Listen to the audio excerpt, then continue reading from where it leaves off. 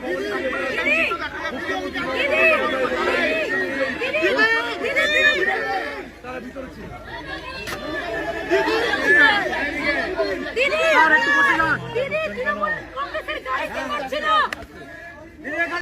आने से तुम स्लोगन शॉटिंग करेंगे तो हम बोले तो वो तो गुजरात से स्लोगन शॉटिंग करने के लिए इधर का लोकल गुजराती नहीं है जो फेसबुक पे लाइक कर रहा था। मैंने देखा, मेरे को पास भेजा थे। लेकिन आप बोलो हमारा कोई एरिया है, हम एक सेकंड में बोलेगा तो कॉल इंसिडेंट से हम 10,000 लेके घर में खड़ा कर देंगे। हम एक सेकंड में बोलेगा तो कॉल इंसिडेंट से हम 10,000 लेके घर में खड़ा कर देंगे। हम एक सेकंड में बोलेगा तो कॉल इंसिडेंट से हम 10,000 लेके घर में खड़ा कर देंगे। आप पढ़ लो, मैं नाम नहीं बताएंगे।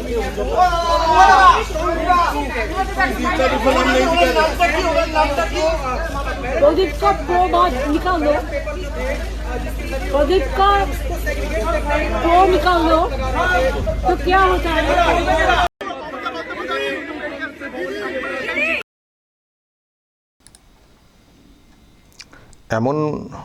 এমনভাবে বের হচ্ছেন যেন মনে হচ্ছে ডেড বডি দেখে বেরিয়ে আসছেন। কেউ মারা গেছেন, সেই বাড়িতে ঢুকে দেখে বেরিয়ে আসছেন, এমন একটা চোখ মুখ। আসলে উনি গতকালকে সাখাওয়াত মেমোরিয়াল যে স্কুল আছে, যেখানে স্ট্রং রুম করেছে নির্বাচন কমিশন, যেখানে ইভিএম রাখা রয়েছে, সেখানে উনি দেখতে গিয়েছিলেন। দেখতে শুধু না, উনি বলছেন যে পাহারা দিতে গিয়েছিলাম। কিন্তু একটা অন্য খবর ছড়িয়ে পড়ে যে উনি যখন গেছেন ওখানে ইভিএম বা কিছু চুরি টুরি হয়ে যাবে না তো, একটা মানে প্রশ্ন তৈরি হয়ে যায়। কিন্তু দর্শক, যখন উনি ওখানে গেছেন এই সব নিয়ে যখন খবর টবর হচ্ছে, দেখলাম যে শুভেন্দু অধিকারী উনিও সতর্ক হয়ে গিয়েছিলেন। তো উনি যখন ওখানে গিয়েছিলেন, শুভেন্দু অধিকারী যেটা করেছিলেন সেটা হচ্ছে ওনার যিনি election agent Suryanil Das advocate, তাকে পাঠিয়ে দিয়েছিলেন। আর দেখুন, মমতা ব্যানার্জি একদিকে বসে রয়েছেন, তার উল্টো দিকে সূর্যনীল দাস বসে রয়েছেন। এবং দেখলাম শুভেন্দু অধিকারী এই ছবি দিয়ে ভবানীপুরের যারা ভোটার তাদেরকে আশ্বস্ত করেছেন যে উনি ওখানে গেলেও কিছু চুরি টুরি হয়নি। চুরি টুরি ইভিএম এদিক সেদিক করার কোনো সুযোগ কারো হয়নি, ওনারও হয়নি। ফলে চিন্তার কোনো কারণ নেই। উনি গিয়েছিলেন, সব ঠিক আছে, উনি গিয়েছিলেন, উনি পাহারা দিতে গিয়েছিলেন, গিয়ে উনি বসেছিলেন।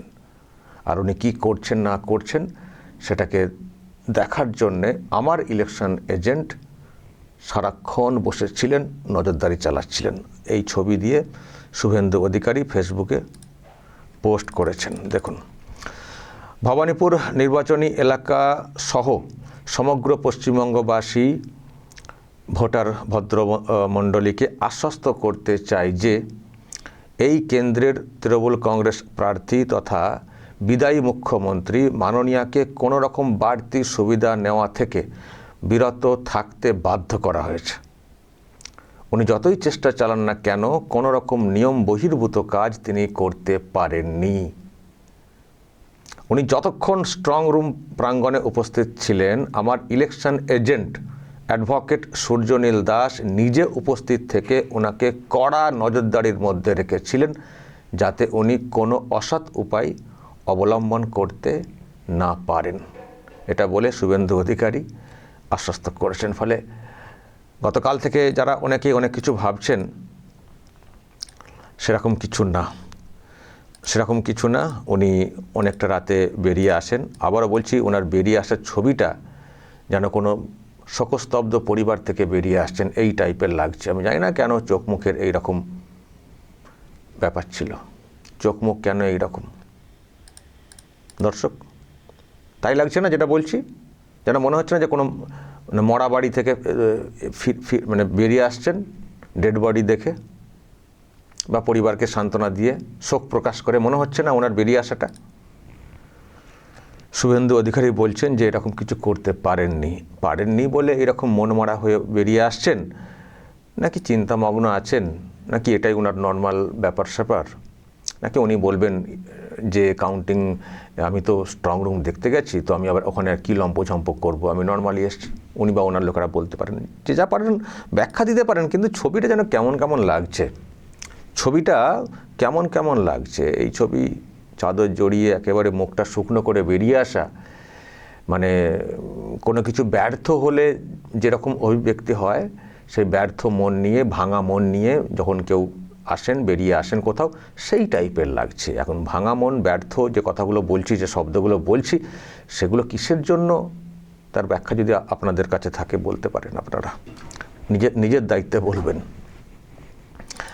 তো দর্শক, এই হচ্ছে ব্যাপার। তার মানে শুভেন্দু অধিকারী যেটা নিশ্চিত করলেন যে না, এরকম কোনো ব্যাপার নেই, রাজ্যবাসী যে চিন্তা উৎকণ্ঠার মধ্যে আছেন, চিন্তা করবেন না, সব ঠিক আছে, আমার ইলেকশন এজেন্ট বসেছিলেন, ফলে উনি অন্য কোনো অসৎ উপায় অবলম্বনের যে বিষয়টা, যেটা নিয়ে আপনারা চিন্তা করছেন, সেরকম কিছু করতে পারেননি।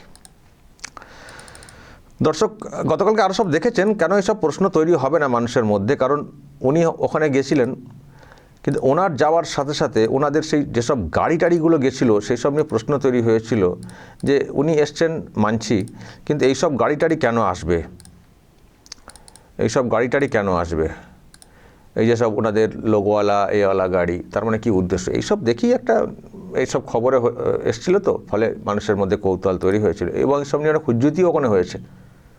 ওখানে যেহেতু স্লোগান শাউটিং হয়েছে না ওনার এইসব কাজকর্মের বিরুদ্ধে, বা এই যে লোকজন সব এসছেন, তো সেটা নিয়ে উনি একটা ক্ষোভ প্রকাশ, উনি ওটা বলেছেন যে একজন বাইরে থেকে আসা যুবক, গুজরাটের যুবক, এখানকার বাসিন্দা না, তিনি এসে এইসব স্লোগান করছেন বলে এই যে ছবি টবি দেখাচ্ছেন, ওটা উনি ওখানে দেখিয়েছেন। যে যুবকের কথা বলেছেন, সে যুবক আবার বলেছেন, আমি ঘুরতে এসেছি, আমার আত্মীয় বাড়ি আছে, এই আমি তো ইলেকশনের দিনে তো বেরোইনি, আমি এসেছি, আর আমি তো ভারতবর্ষের মানুষ, যে কোনো জায়গায় যেতে পারি, অনিয়ম বেনিয়ম হলে কথা বলতেই পারি, আর বাংলায় কী হচ্ছে সে তো সবাই জানেন, আমিও জানি, বলেছি। তিনি নির্দ্বিধায় সব বলেছেন মিডিয়াকে। দীপ প্রজাপতি বলে একটি ছেলে, এক যুবক, যার ছবি দেখাচ্ছেন। তো যাই হোক, ছবি টবি দেখিয়েছেন, তারপরে উনি চলে গেছেন, আজকে এখনও আসার কোনো খবর নেই, কিন্তু উনি তো কাল কি বলে রেখেছেন যে আমি পাহারা দেব, রাত জাগছেন, উনি রাত জাগছেন অনেক, রাত জেগে কী ফল পাবেন শেষ পর্যন্ত সেটাই দেখার, নাকি আরও অনেক অনিদ্রা কাটাতে হবে রেজাল্ট দেখে, সেটাও দেখার আছে বিষয়টা। শুভেন্দু অধিকারী যে কথাটা কালকেই বলেছেন একটি জায়গাতে, রেজাল্ট সম্পর্কে বা ভবানীপুর নিয়ে এত কিছু করছেন তো উনি, তো ভবানীপুরের কি হাল ছিল ভোটের দিনেও, এজেন্ট সংখ্যা কী ছিল, বা এই কাউন্টিংয়ের দিনে এজেন্টও ঠিক করে দিতে পারবেন কি না, সেটা নিয়েও কিন্তু উনি প্রশ্ন তুলেছেন। দেখুন দর্শক কি বলেছেন। দাদা, মুখ্যমন্ত্রী আজকে দলীয় কর্মীদের নির্দেশ দিয়েছেন যে ইভিএম চুরি হতে পারে বা হ্যাক হতে পারে। কালকেই এজেন্টরা বসতে চায়নি, তো কাউন্টিংয়ে কে যাবে? কাউন্টিং ওদের লোকই যাবে না, কাউন্টিংয়ে লোক যাবে না, কাউন্টিংয়ে লোক যাবে না। আপনি দেখবেন সকাল থেকে কি অবস্থা হবে। কালকে তো আমি ভবানীপুরে দেখেছি ওদের এজেন্ট বসতে চাইনি, বাচ্চা বাচ্চা ছেলেদেরকে ডেকে 2000-3000 হাতে দিয়ে বসিয়েছে। মক পোলিংয়ের সময় 50 জনের বেশি এজেন্ট ছিল না, আর ওর কাছ থেকে লিস্টে নিয়ে নেবেন। ভবানীপুরে 159 ভবানীপুর অ্যাসেম্বলি, মক পোলিংয়ের সময় টিএমসি 50 জন এজেন্ট ছিল। শুনলেন দর্শক, এইসব ভেবেচিন্তেই বা দেখে শুনেই ওনার এরকম মন মরা কিনা, মনটা ভালো নেই সেটা আমরা পরিষ্কার বুঝতে পারছি। সেই জন্য একটা কেমন ভাবলে সিন, একটা কীরকমভাবে বের হচ্ছেন, যেন উনি বুঝে গেছেন কি হতে চলেছে রেজাল্ট, আর কি বা ওনার ভবিষ্যৎ। হিসেব কিন্তু দিতে হবে। যত চুরি, দুর্নীতি, অযোগ্যদের চাকরিতে ঢোকানো, যেসব বিনিময় প্রশ্ন তৈরি হয়েছে, টাকা ফেরতের যে বিষয়টা ছিল সেটাও তো এখনও কার্যকর করা হয়নি। এবার টাকা যারা দিয়ে চাকরি করেছিলেন তাদের টাকা ফেরত দিতে গেলে তারাও নিশ্চয়ই টাকা ফেরত চাইবেন। এখন কাকে কত দিয়েছেন, কার কাছে দিয়েছেন সেটাও নিশ্চয়ই সামনে আসবে। ফলে ওদিক দিয়ে টাকা ফেরত, আর এদিক দিয়ে দুর্নীতি অপকর্ম করার জন্যে আইনি বিচার চলবে, সবই চলবে। শুধু ক্ষমতাচ্যুত না, ক্ষমতাচ্যুত হওয়ার পরে ভবিষ্যৎটা কি সেটাও তো ওনাকে ভাবানোর কথা। আর সেই সব বিষয় মানে মনে পড়ে যাচ্ছে কিনা, বিশেষ করে ওনার ভাইপোর ব্যাপারে অনেক প্রশ্ন তৈরি হয়েছে, তো সেই সব ভাবনা থেকেই এতটা ভাবিত কিনা, এবং এখন থেকে সব ন্যারেটিভ তৈরি করছেন, এই বলবো সেই বলবো, তার জন্যে ঘুরে ঘুরে দেখে রাখা। আবার এখানে দর্শক একটা কথা উনি বলেছেন, আমি চাইলে 1 সেকেন্ডে 10,000 লোক নিয়ে আসতে পারি। কি কলিন না কি নাম বলেন, কলিন বলে কলিন স্ট্রিটের কথা বলছেন নাকি বলুন তো? মানে কোন এলাকার লোক আনার কথা বলছেন? কোন এলাকার লোকের ওপরে ওনার এত ভরসা 1 সেকেন্ডে 10,000 লোক চলে আসবেন? ওনার ভবানীপুরের আমি জানি না উনি কোথাকার কথা বলছেন, লোকানার কথা, 1 সেকেন্ডে 10,000 লোক চলে আসবেন। এজেন্ট দেওয়ার লোক নেই বলা হচ্ছে, আবার উনি নাকি 1 সেকেন্ডে সব 10,000 লোক নিয়ে চলে আসবেন। আর কেউ আসবেন না দিদি, 4 তারিখের পরে কাউকে খুঁজে পাবেন না, একাই থাকবেন। তবে একাও বেশি দিন থাকতে হবে না, যেভাবে আইনি প্রসেস চলবে আরও লোকজনদের ভিড়ই হয়তো থাকতে হবে বদ্ধ কোনো এলাকাতে। দর্শক বলবেন যা বলার। উনি যেসব কাণ্ড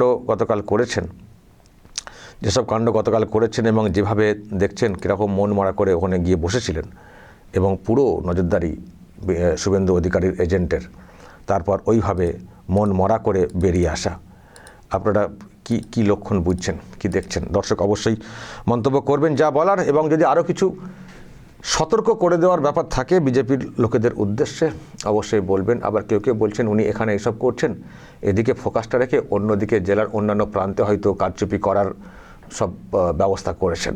ফলে শুধু এদিকে ফোকাস দিলে হবে না, সব দিকে নজর রাখতে হবে। হ্যাঁ, সেটা আমরাও মানি, সব দিকে নজর রাখতে হবে, কিন্তু সব কিছু অ্যালার্ট হয়ে গেছে দর্শক। আর এটা হবে না, উনি ভাবছেন এদিকটা করে ওদিকটা সব করে দেবো, তো হবে না। সব দিকের মানুষ অ্যালার্ট হয়ে গেছেন। আর আমি দেখছিলাম আজকের যে পরিবেশটা ওই এলাকার সাখাওয়াত মেমোরিয়াল যে স্কুল আছে কলকাতায়, সেই পরিবেশটা দেখুন একেবারে বিরাট সিকিউরিটি করে দেওয়া হয়েছে। ত্রিস্তরীয় সিকিউরিটি করে দিয়েছে। যত ওনারা এসব লম্পজম্প করছেন না, কমিশনার তো সেই মতো করে সজাগ হচ্ছে, ফলে তারাও সিকিউরিটি বাড়াচ্ছে সর্বত্র। যেখানে যেখানে কাউন্টিং সেন্টার আছে সব জায়গায় সিকিউরিটির বেশ কয়েকটা করে লেয়ার তৈরি করা হচ্ছে। এবং যে কেউ কিন্তু ঢুকতে পারবেন না ভিতরে, QR কোড দিয়ে দেওয়া হচ্ছে, QR কোড, যে কেউ ঢুকতে পারবেন না।